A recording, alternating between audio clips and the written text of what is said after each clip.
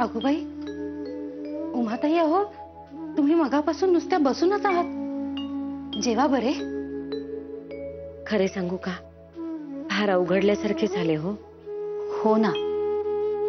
नाही म्हणजे असा कसा मुक्काम करणार आम्ही लेकीच्या सासरी. रीतीला धरून होत नाही ते.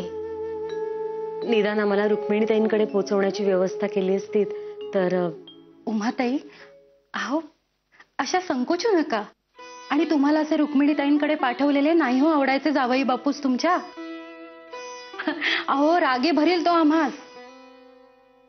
हो, उलट अण्णांची तार आली ना तेव्हा मला इथून सांगणे झाले होते की आता आई येईल तेव्हा चांगला महिना दीड महिना तिला इथे राहावयास सांग. हवा पालट होईल, विश्रांतीही मिळेल, तेवढाच जरा बदल. छे ग, महिनाभर कुठचा. खरं तर आजच राहायचे म्हणजे तर त्यांनी म्हटले हे त्यांच्या मनाचा मोठेपणा. पण आम्ही रीत सोडून कसे चालेल, नाही का वंस? असे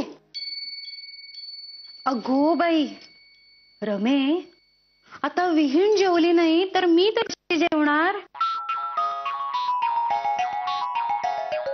आणि मला बाई खूप भूक लागली आहे हो.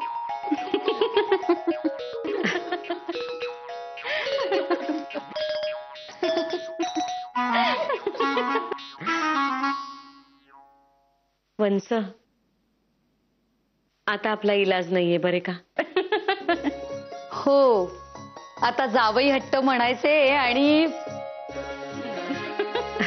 अगं बाई. रमाबाई, झाले का तुमचे? अहो तुम्ही सुद्धा बसा जेवाया. हो, माई आधी यांना ताक देऊन येते आणि मग मी बसते. आलेच हा.